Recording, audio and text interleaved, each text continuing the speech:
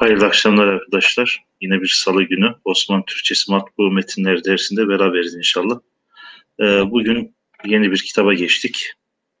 Türkçe Hutbeler adıyla hazırlanmış kitabın birinci kısmından inşallah okuma yapacağız.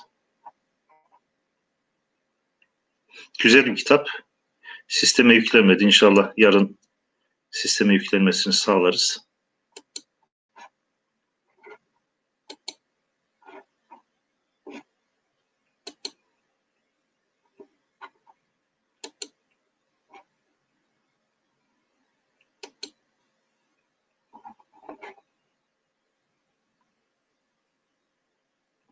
Evet arkadaşlar, ben başlıyorum. Zaten giriş kısmı rahat okunuyor. Türkçe Hutbeler birinci kısım. Müellifi Akbıyık Camii Şerifi İmam ve Hatibi İsmail Tahsin. Burada şunu soralım. İstiyorsanız biraz da bilgiyle beraber gidelim. Sadece okuma yapmayalım. İmam ve hatip kelimesinin beraber kullanılması sebebi nedir? İmam namaz kıldırma ile vazifeli, tavzif edilmiş görevli şahıslara, camideki şahıslara imam diyoruz. Ayrıca hatip kelimesi niçin kullanılıyor? Her imamda hatiplik yetkisi var mıdır? Onunla ilgili bir soru sorsam ne dersiniz burada? İmam ve hatibi. Bu arada ben okumaya devam edeyim. Sizin cevaplarınız olursa mesaj kısmında inşallah takip ediyorum. Evet, müellif kimmiş? Kitabı hazırlayan kim? Akbıyık Camii Şerifi İmam ve Hatibi İsmail Tahsin. Münderecatı, yani kitabın içeriği, kitapta neler var? İçindekiler kısmına karşılık gelen bir kelime münderecat, derç kelimesinden, yani içinde derc edilmiş olan muhteviyat manasında arkadaşlar. Kaç bölümden oluşuyormuş? 12 tane bölümden veya 12 tane hutbeden oluşuyormuş arkadaşlar. 12 tane hutbenin konuları burada yazıyor. Burada şöyle bir çalışma yapalım. 12 tane hutbeyi inşallah okuyalım. Okumuş olduğunuz hutbelerden herkes hepsini yazmak durumunda değil ama ikişer tane yazalım arkadaşlar. Evet, birden 12'ye kadar 12 tane hutbe ismi var. Bunları okuyoruz ve herkes 2 tane yazarsa memnun olurum. Mesaj kısmında takip ediyoruz. Birinci sorumuz, evet, cevabını bekliyorum. Birinci sorumuzun cevabını bekliyorum. Hatip kelimesi niçin kullanılıyor? Her imam hatip olabilir mi? Hatip denilen kişilerin camilerdeki yetkisi nedir diye bir soru sormuş olalım. Evet, hayırlı akşamlar. Evet, Cemile Hanım hayırlı akşamlar demiş. Biz de başta Cemile Hanım olmak üzere bütün katılanlara hayırlı akşamlar diliyoruz. Evet, biraz büyütelim istiyorsanız arkadaşlar. Bir parça daha büyütelim.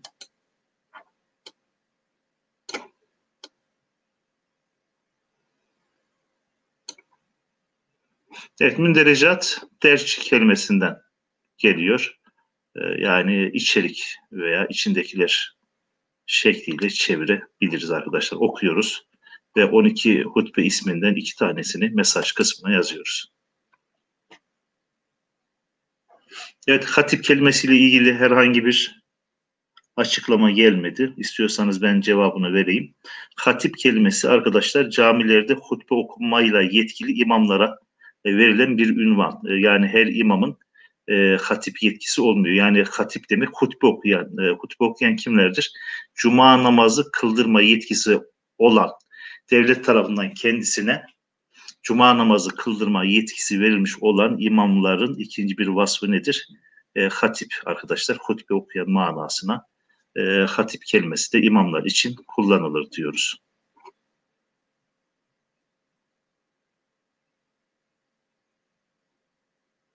Yani şöyle, Cemile Hanım hatip konuşmacı değil mi hocam demiş. Kesinlikle hatip konuşmacı. Fakat imamlar için hatip kelimesinin kullanılma sebebini ben izah ettim. Yoksa elbette camilerde vaaz eden, camilerde konuşan, hatta güzel konuşma becerisine sahip olan insanların genel için kullanılan kelime hatiptir. Bu ayrı bir mevzu. Biz burada daha çok camilerdeki imamlara hatip isminin sıfatının verilmesiyle ilgili olan kısmıyla ilgili bir soruydu. Yoksa yazdığınızda problem yok arkadaşlar. İyi sohbet eden, iyi konuşan, ağzı iyi laf yapan, vaaz eden kişilerin hepsine bil umum hatip denebilir. O noktada problem yok.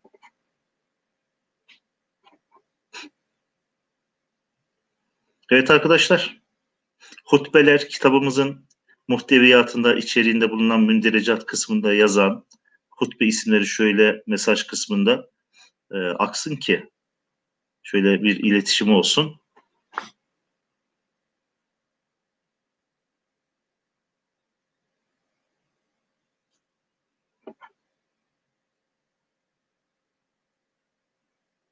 Birinciyi ben okuyayım. Yani okumuşsunuzdur ama belki ben acele ediyor olabilirim. Evet, birinci hutbenin konusu neymiş arkadaşlar? Münderecat kısmında yer alan, yani kitapta bulunan bir, rahmet ilahiyenin vüs'ati. Yani vüs'at genişliği. Yani Rabbimizin rahmetinin genişliği. Bir, rahmeti ilahiyenin vüs'ati diyor. Birinci hutbenin konusu buymuş. Zaten bugün okuyacağımız, belki okuyabileceğimiz, zamanımızın yeteceği hutbe, birinci hutbe, rahmeti ilahiyenin vüs'ati. Evet, ikinci hutbe, zikri ilahiye devamın fazileti. Yani Allah'ı anmak, Allah'ı zikretmek veya Allah'ı hatırlamak. Burada tabii ki Allah'ın ismini yad etmek manasına zikri ilahiye devamın fazileti. İkinci hutbenin konusu buymuş arkadaşlar.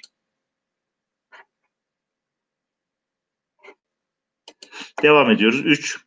Hılkat ve hayatı beşer ve imkanı baz. Hılkat ve hayatı beşer. Yani insanın yaratılması, hılkati, yani beşerin hayatı ve imkanı baz. Yani yeniden dirilmenin imkanı mümkün olup olmadığıyla alakalı hutbe, üçüncü hutbe, hılkat ve hayatı beşer ve imkanı baz. Yani insanların öldükten sonra yeniden diriltilmesinin imkanı mevzu. Evet, dördüncü, kelime-i tayyibe. Evet, güzel kelimeler, tayyip kelimeler. 5. Enfüsi ve afaki tefekkür. İnsanın iç alemine, enfüsi ve afaki, dış aleme doğru yapmış olduğu tefekkür. Yani insanın kendi aleminde veya afaki, dış çevresinde Allah'ın yaratmasına dönük, Allah'ın varlığına dönük yapılan tefekkürü konu alan hutbe, 5. hutbe. 6. Cihat. 7. Müminlerin dostları. 8. İçki ve kumar. 9. Tilaveti Kur'an ve fezaili salat. Tilaveti Kur'an, Kur'an'ın tilaveti okunması ve fezaili salat, namazın neyi diyelim, fazileti veya salat derken salavat okumanın fazileti manasında da okuyabiliriz. İçeriğine ne yapmak lazım arkadaşlar? Bakmak lazım.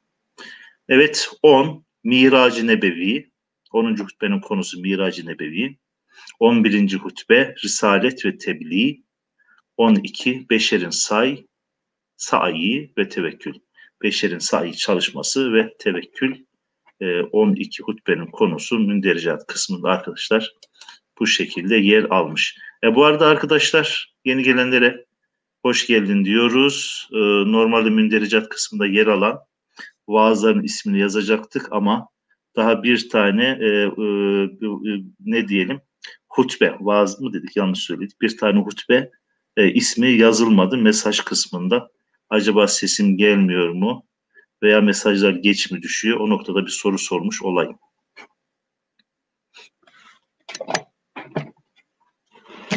Evet arkadaşlar, ses noktasında bir problem var mı? Veya mesaj yazdığınızda şu an mesaj bana düşmedi mi?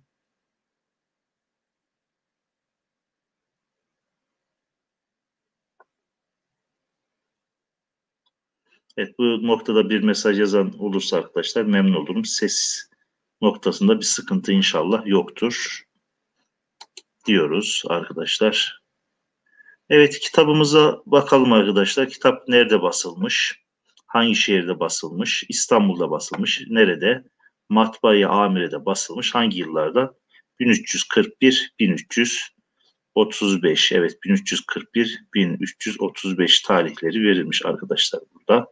Evet bakıyoruz arkadaşlar. Burada ne yazıyor? Burada bir mühür var. Kütüphaneyi Mehmet Şevket e, Eygi Kütüphanesi. Yukarıdan aşağı, şuradan itibaren okuyoruz. Daha çok istif sağ aşağıdan yukarıya doğru oluyor. Fakat biz şuradan itibaren okuyacağız. Mehmet Şevket Eygi Kütüphanesi. Yani bayağı bir kitap üzerinde bu mühür var arkadaşlar. Yani bizim de okuduğumuz bayağı bir kitabın üzerinde bu mühür var. Yani demek ki Mehmet Şevket Eygi zaten Osmanlıcayla çok ilgili. Kütüphanesinde çoklukla Osmanlıca kitap bulunan bir değerli büyüğümüzdü. Demek ki onun kütüphanesinde bulunan bir kitabın arkadaşlar PDF'si. Evet arkadaşlar herhangi bir iletişim yok. Evet iletişim yok. Bu noktada bir mesaj atarsanız acaba sesim gelmiyor mu? Yani o noktada şu an tereddütte oldum. Hiç cevap. Evet sesiniz gayet iyi hocam demiş.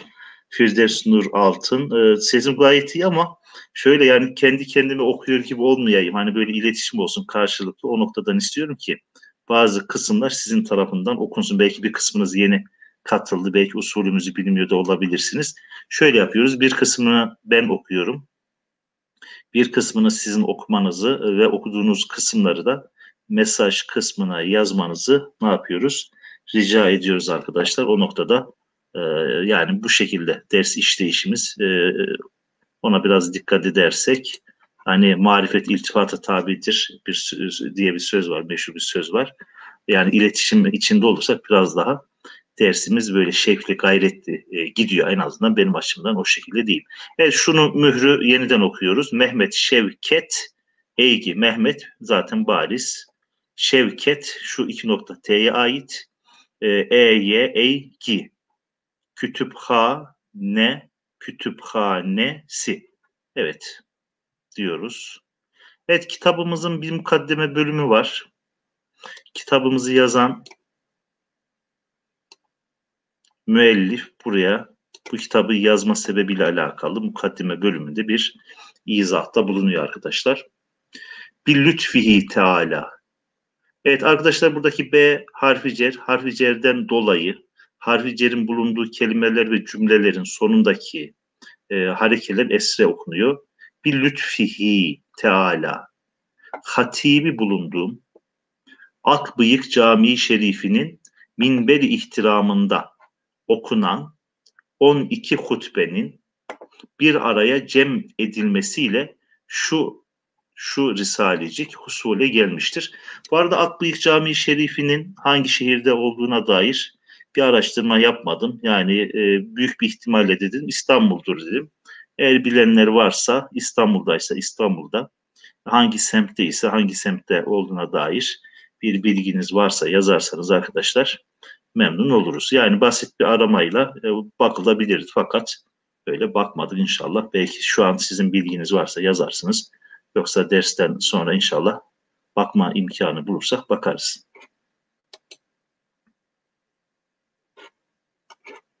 Evet ses gayet iyi diye mesajlar geldi. İnşallah ses gayet iyiyse arkadaşlar şimdi istiyorum ki bazı cümleler sizin tarafınızdan okunsun. Evet şu mimle başlayan cümleyi arkadaşlar, evet şu noktadan itibaren mimle başlayan cümleyi okuyoruz. Nereye kadar? Cümle sonuna kadar. Mimden başlatıyoruz. Mime kadar yaklaşık bir satırlık bir cümlemiz var. İnşallah burayı okuyalım ve çevirisini translate'in arkadaşlar mesaj kısmına yazalım. Buyurun.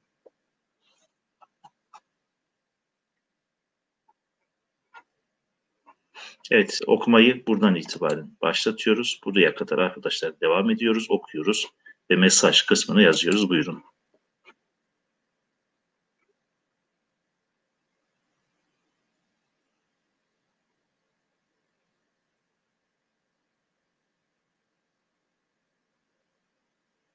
Cemile Hanım bu arada sınavla ilgili bir soru sormuştunuz. Onun tahminim düzeldiği haberi gelmiştir diye düşünüyorum. Yani normalde listede yokmuş fakat sistemde Yani sınava girdiğiniz gözüküyor. Benim sınıftan da bazı öğrenciler sınava girdikleri halde listede, yayınlanan listede belki o an düşmemiş olabilir veya listenin indirildiği zamandan ne diyelim ki sonra sınava girmiş olabilirsiniz. Yani teknik ekip herhangi bir sıkıntı olmadığını söyledi. Belki hocanız haber vermiştir. O noktada bir sıkıntı yok.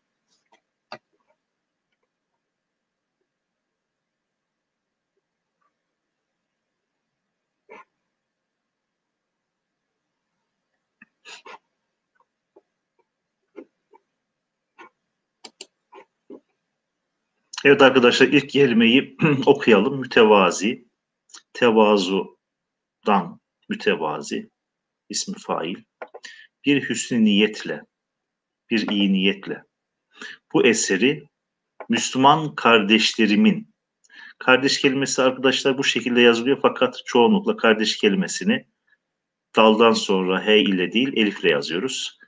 Çünkü çoğunlukla yerel telaffuzda ve geçmiş zamanda kardeş kelimesinin çoğunlukla kardeş olarak telaffuz edildiğini de biliyoruz. Ondan mütevellit kardeş kelimesiyle yazımı daha nedir? Yaygındır diyelim. Fakat İslam'ın Türkçesinde kardeş şeklinde döndüğünden dolayı burada bu kitabın imlasında kardeş şekliyle yazımı, imlası tercih edilmiş. Şuradan bir daha alalım. Mütevazi bir hüsnü niyetle bu eseri Müslüman kardeşlerimin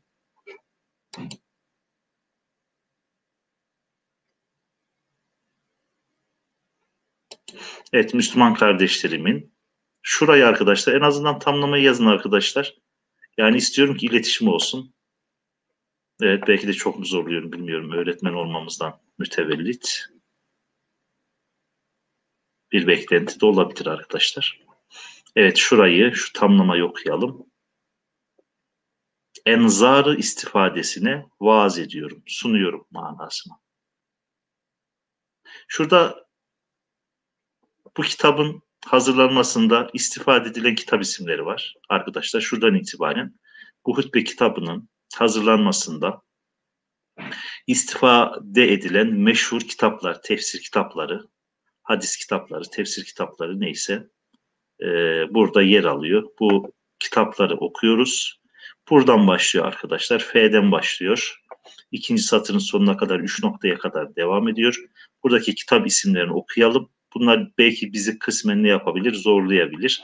Ama genel kültürümüzle e, belki bunların bir kısmını biliyoruzdur. Çoğuna da dikkat ederseniz zaten Arapça tamlama tarzında en az 2 kelimeden oluşuyor arkadaşlar.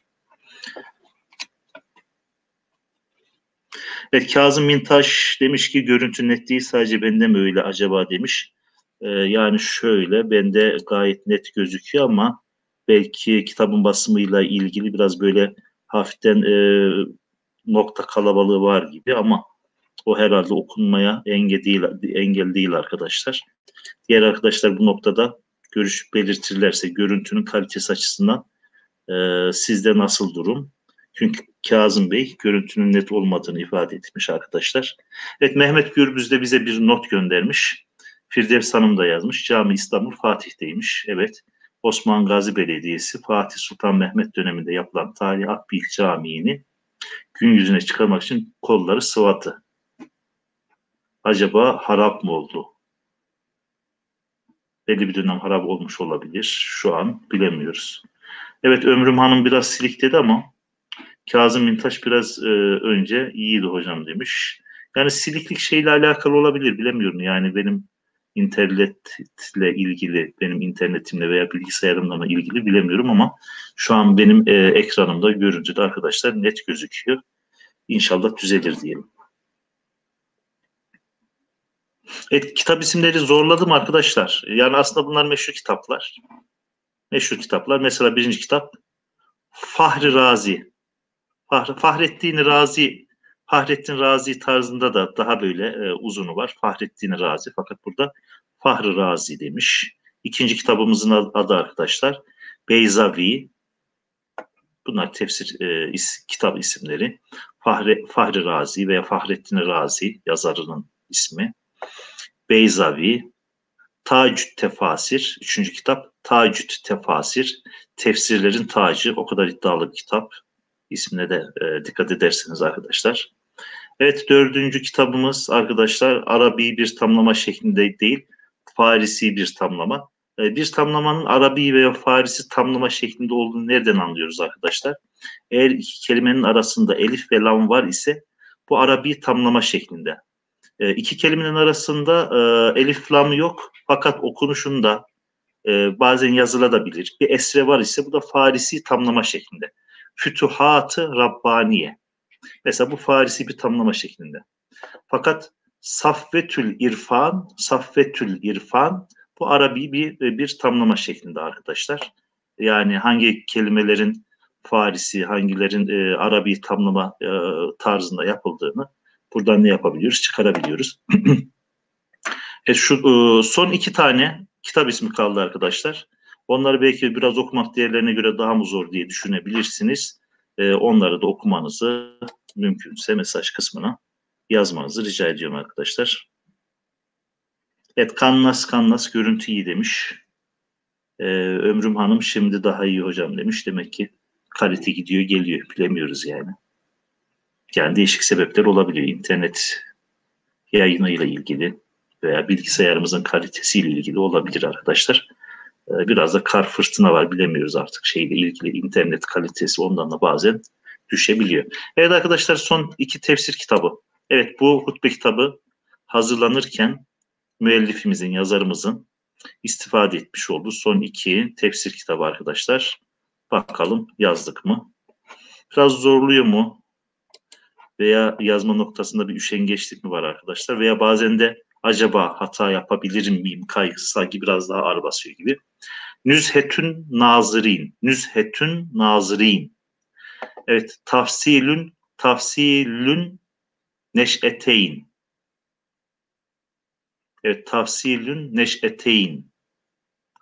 Veya neş'etin de olabilir arkadaşlar. Kitabın orijinal bilmediğim için eğer tin diye okursak çoğul, teyin diye okursak ikileme yapmış oluruz. Fakat kitabı daha önceden bilmediğimden dolayı orada bakmak lazım. Çünkü harekeleme olmadığından dolayı tafsilün neş'eteyn veya tafsilün neş'etin tarzında olabilir. Onu da bir araştırmak icap ediyor arkadaşlar. Evet, mukaddime kısmını ben bitireceğim. Bu arada siz de inşallah iyice ısınırsınız gibi asar-ı müftehire, iftihar edilen eserler. Esere, yani bu hutbe, Türkçe hutbe eserine me'haz, kaynak, ittihaz olunmuştur. Olunmuştur şeklinde böyle bir şey yok. Bitirilmez cümle. Büyük bir ihtimalle şurada ra yerine vav'ı hataen ne yapmışlar arkadaşlar? Koymuşlar. Demek ki bu eserler gibi asar müftehire, iftihar edilen eserler, esere, bu hutbe, Türkçe hutbe eserine me'haz, kaynak, ittihaz olunmuştur, seçilmiştir. Hutut-u umumiyesinde, yani genel yazımında, kitabın genel yazımında karin taammüt bir hata, yani kasten bilerek bir hata irtikap etmediğimi, yani bilerek yazarken bir hata yapmadığımı zannediyorum. Yani Arabi veya Türki ibareleri veya Farsi ibarelerin yazımında diyor. Hutut-u umumiyesinde bir hata, taammüden, karin taammüt bir hata, taammüden bir hata irtikap ettiğimi, yaptığımı zannetmiyorum diyor ama arkadaşlar kaderin cilvesine bakın ki hutut-u umumiyesinde bir hata yapmadığımı zannediyorum cümlesinin hemen önünde arkadaşlar görüyorsunuz ra yerine vav harfi konmuş. Daha hata burada başlamıştır diyeceğiz ama yani dizgi elbette ki bu müellifin işi değil. Büyük bir ihtimalle bu hata nerede yapıldı? Matbaada, matbaayı amirede yapıldı. Çünkü dizgici, neticede buradaki ra'yı koyacak kişi dizgicidir arkadaşlar. Erbab-ı liyakatin, eserde müsadif olacağı, tesadüf edeceği hatalar. Okurken diyelim ki bir yerde bir hata gördünüz, tesadüf ettiniz, müsadif olacağı hatalar, ihtar ve tasih edilmek bahtiyarlığına nail olursa, bunu takip edecek kısımların neşir ve intişarına bir taziyane-i teşvik olur. Bir teşvik kamçısı. Taziyane arkadaşlar, taziye, taziyane diyelim daha doğrusu, kırbaç anlamına geliyor. Taziyane, kırbaç anlamına gelen bir kelime. Taziyane-i teşvik de teşvik kırbacı veya teşvik sebebi olur. Ve minallahi tevfik ve minallahi tevfik. Burada tamlamayı şey yapacağız arkadaşlar. Devam ettireceğiz. Ve minallahit tevfik, min harfi cerinden dolayı da minallahi derken şuraya esre koyuyoruz. Tevfik harekelendirilirse tevfik kafın altına da esre koymamız icap ediyor. Evet, kimmiş bu mukaddimeyi yazan? Akbıyık Camii Şerifi İmam ve Hatibi İsmail Tahsin. Evet, hem müellif hem de aynı zamanda Osmanlı zamanında Fatih'te olduğuna göre meşhur bir caminin imamı arkadaşlar. Birinci hutbemizi inşallah okumaya başlayalım. Evet, birinci hutbemizin arkadaşlar mündericat kısmında ismi yazıyordu. Evet, rahmet ilahiyenin vüs'ati genişliği. Arkadaşlar artık ısınmışızdır. Yani artık ısınmışızdır inşallah. Bazı bölümleri dediğim gibi sizin yazmanızı rica ediyorum. Evet, her hutbenin arkadaşlar giriş kısmında başta bir ayet-i kerime yer alır. Bunu az çok Cuma'ya gidenler bilirler. Hutbeler neyle başlar? Önce bir ayet-i kerime ile başlar arkadaşlar. Evet, burada Zümer suresinden alınan bir ne var? Ayet var. Ayet-i celile var. Kul ya ibadiyellezine esrafu ala enfusihim la taknetu min rahmetillah ila ahiril ayet. Evet, bunun Arapça kısmını okumayacağız arkadaşlar. Hemen ayetin tercümesine bakalım arkadaşlar. Bu ayet-i kerimede Rabbimiz ne buyuruyor? Sure-i Zümer ismiyle müsemma olan, isimlendirilmiş olan Sure-i Celile'nin bu ayeti beyinatında, bu mübeyyen olan ayette Cenab-ı Zülcelal Nebi Ekrem sallallahu aleyhi ve sellem Efendimiz'e hitaben vahdaniyet ilahiye, yani Allah'ın birliği ve sıdkı nübüvvet. Evet, sıdkı nübüvvet Muhammediye'yi, Peygamberimiz Aleyhisselatü Vesselam'ın bu nübüvvetini, peygamberliğinin doğruluğunu tasdik eden mümin kullarına kemali rahmet, kemali rafet ve kemali fazl ve ihsanını beyanen ferman buyurdular. Evet, birinci ayet-i kerimenin birinci kısmında, şu ayet-i kerimenin birinci cümlesinde Rabbimiz ne buyuruyor? Şu Arapça ibareyi okuyayım. Çoğunuz zaten bilirsiniz. Kul, de ki, ya ibadiyellezine esrafu ala enfüsihim la teknetu min rahmetillah. Yani bu ayet-i kerimenin şurada tercümesi verilmiş arkadaşlar. Benim şu an sizden istediğim bu sayfanın son 3 satırını, yani şu Arapça ibarenin, ayet-i kerimenin tercümesini, çevirisini okumanız ve en azından belli bir kısmını mesaj kısmına yazmanız. Buyurun. Artık vazife sizde arkadaşlar. Buyurun.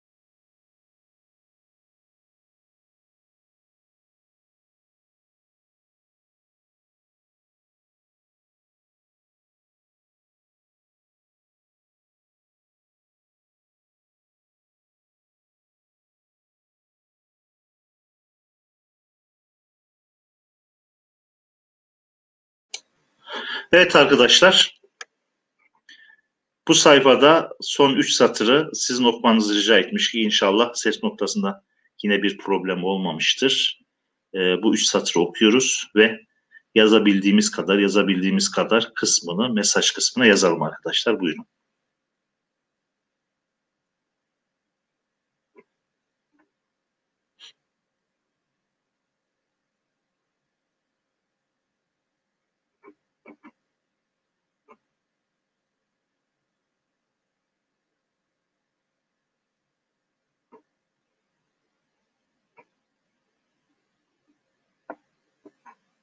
Evet arkadaşlar, bazen mesajlar geç düşebiliyor. Onu da dikkate alarak ben okumaya başlıyorum. Ey Habibi Edibim, ey edep sahibi Habibim, seyyiat ve measide, günah ve isyanda, müsrif, ileri giden.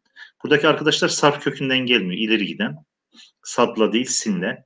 Ey Habibi Edibim, seyyiat ve measide.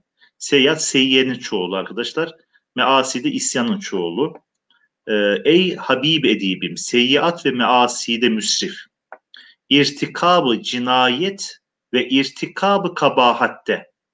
Yani cinayet işleme. Yani bu cinayet derken arkadaşlar illa katil diye düşünmeyin. Yapılmaması gereken fiiller manasına. İrtikabı cinayet ve irtikabı kabahatte. Müfrit olan, ileri giden, ifrattan geliyor arkadaşlar. Müfrit ismi fail. İfratın ismi faili müfrit. Olan o mümin kullarıma söyle. O mümin kullarıma söyle. Onlar rahmeti ilahiden katı ümit etmesinler. Allah'ın rahmetinden ümitlerini kesmesinler. Meyus olmasınlar. Üzülmesinler. Onların şu hal diyoruz. Bir sonraki sayfaya geçiyoruz arkadaşlar.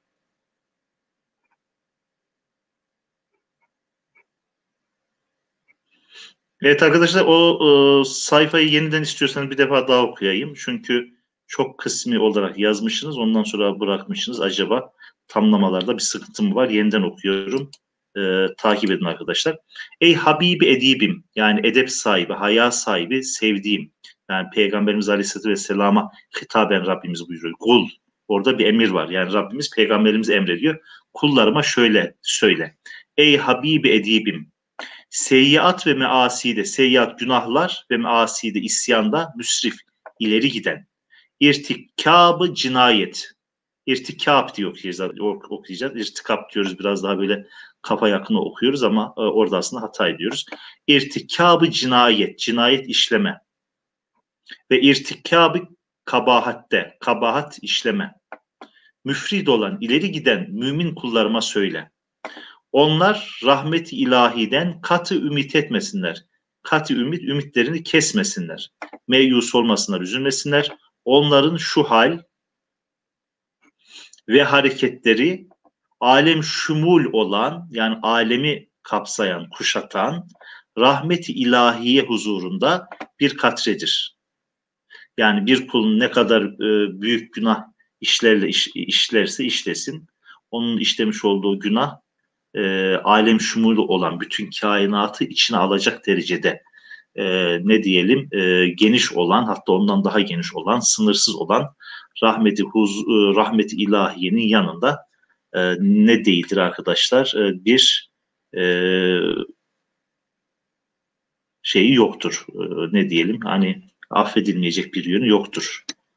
Yani Allah'ın rahmeti, Allah'ın bağışlaması, Allah'ın mağfireti kulun işlemiş olduğu günahtan daha büyüktür manasında.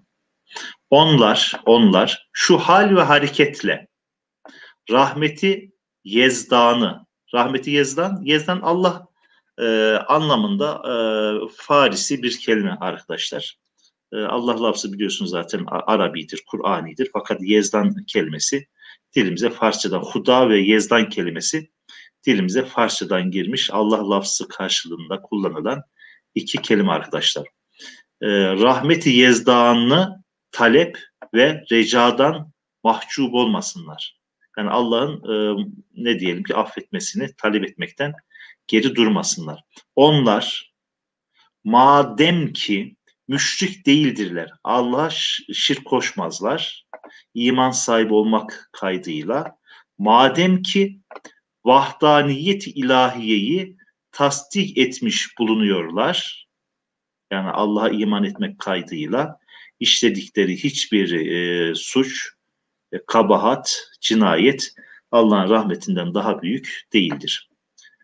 Şu halde şayan merhamettir. Yani müşrik olmamak kaydıyla mümin bir kulun işlemiş olduğu bütün günahlar şayanı merhamettir. Yani merhamete şayandır. Merhamete mazhardır. Eğer tevbe ederse affedilebilir. Onların alude-i seyyiat olmaları, onların günahlarla lebalep dolu olmaları, alude-i seyyiat olmaları Cenab-ı Kibriya'ya tazarru ve niyaza bir mani teşkil etmez. Ha burada şey var. Allah'a tazarru ve niyaza teşvik var. Yani ne kadar günah işlerse işlesinler, ne kadar günah işlerse işlesinler, müşrik olmamak kaydıyla bütün mümin kulların günahlarını affederim. Affetme noktasında benden talepte bulunma, recada, tazarru ve niyazda bulunma noktasında geri durmasınlar. Yani buradaki şey bu. Ölçü bu. Ne kadar günah işlerse işlesinler. İşlemesinler tabi ama işlediler. Affetmek noktasında ne yapmasınlar? Benden niyazda bulunma noktasında talepten vazgeçmesinler. Evet diyoruz arkadaşlar. Şu son iki satır. Şurada da bir çeyrek satır var. Şuradan itibaren 2,5 satır diyelim. Arapça ibareye kadar okumanızı ve mümkünse belli kısımlarını yazmanızı rica ediyoruz. Şu an sıra sizde arkadaşlar. Buyurun. Yazmazsanız da arkadaşlar okumaya gayret edin.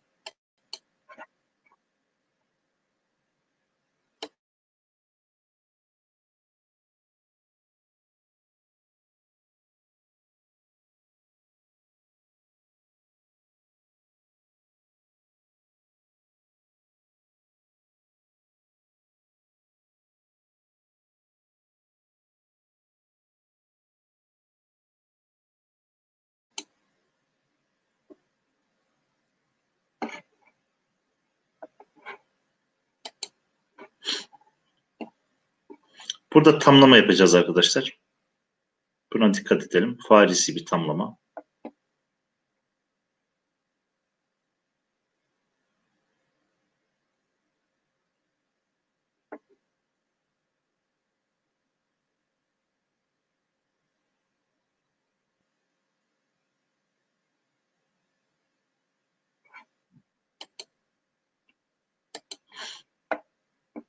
Evet arkadaşlar okuduğunuzu düşünüyoruz ve okumaya başlıyorum. Rahmeti ilahiyeden mehcuriyet, uzaklaşmak. Hicret kökünden geliyor arkadaşlar. Rahmeti ilahiyeden mehcuriyet, emmare-i su olan, yani kötülüğü emreden, nefis için ne felakettir. Yani Allah'ın rahmetinden ümit kesmek, rahmeti ilahide mehcuriyet, hicret etmek, uzaklaşmak. Emmare-i su, kötülüğü emreden, nefis için ne felakettir. Asıl felaket odur. Biz nefsi emmaremizin, nefsi emmare neydi arkadaşlar? Kötülüğü emreden nefis mertebesi. Biz nefsi emmaremizin fenalıklarından ancak rahmet-i ilahiye ve mehafetullah, Allah korkusu sayesinde tahaffüz edebiliyoruz. Yani korunabiliyoruz arkadaşlar. Ayet-i kerimenin ikinci kısmı arkadaşlar. İnnallâhe yâgfiruz zunûbe cemî'a. Yani Allah diyor sizin bütün zemplerinizi, bütün günahlarınızı, hatalarınızı cemiyan bütünüyle ne yapabilir? Mağfiret edebilir, affedebilir. Yani Allah'tan reca, Allah'tan tazar ve niyazdan geri durmayınız. Müşrik olmamak kaydıyla ne kadar büyük günah işlerseniz işleyin. Sizin işlediğiniz günahlar kesinlikle Allah'ın rahmeti yanında bir zerre bile değildir. Onun rahmeti deryalar gibidir. Sizin günahlarınız o deryada bir katre bile değildir manasına. Allah diyor sizin bütün hatalarınızı, günahlarınızı ne yapabilir? Mağfiret edebilir diyor ve insanları tevbeye Rabbimiz sevk ediyor arkadaşlar. O kelimeyi çıkaramıyoruz. Hocam mehcuriyet. Rahmet-i ilahiden sonra gelen mehcuriyet, hicret kökünden geliyor arkadaşlar. Uzaklaşma. Evet, uzaklaşma manasına. Evet, gafirüz zünub. Zemp kelimesinin çoğulu arkadaşlar. Gafirüz zünub. Zempleri, hataları, günahları mağfiret eden, gafir olan, gafirüz zünub olan, yani günahları affedecek olan Cenab-ı Zülcelal, kebair ve sagairin, büyük günahların ve sagairin, küçük günahların. Evet, gafir-i zünub olan Cenab-ı Zülcelal, kebair, arkadaşlar kebir kelimesinin çoğulu kebair, sagir kelimesinin çoğulu sagair. Kebair büyük günahlar ve sagairin, küçük günahların cümlesini, tamamını mazharı gufran eder. Yani affına mazhar kılar. Evet, bir sonraki paragrafa geçiyoruz arkadaşlar. Bugünkü metnin dili biraz ağır mı diyeceğim arkadaşlar. O noktadan biraz sanki hata yapmaktan içtinab ediyorsunuz, çekiniyorsunuz. Ondan dolayı okumaktan içtinab ediyorsunuz gibi arkadaşlar. Gibi geldi bana. Bilemiyorum. Cenab-ı Kibriya, yani o büyüklük sahibi olan Rabbimiz Cenab-ı Kibriya. Gafur olmakla, affedici olmakla, yani günahları bağışlayıcı olmakla kullarının seyyiatını, seyyiye kelimesinin çoğulu, seyyiatını setreder, örter. Settar-ı uyuptur. Onun için bir ismi de, bir sıfatı da settar-ı uyuptur. Ayıpları örten. Hatta settar, çoklukla değil mi? Çokça örten. Rahim olmakla dahi onları mazhar-ı rahmet kılar. Abd, kul, müznip, yani müznip ne demek? Zenp sahibi, yani günahkar. Müznip, günahkar, zelil, hakir ve bu itibar ile mabuduna, yani Rabbine diyelim, ibadet etmesi gereken Rabbine arz-ı hal, arz-ı ubudiyete muhtaçtır.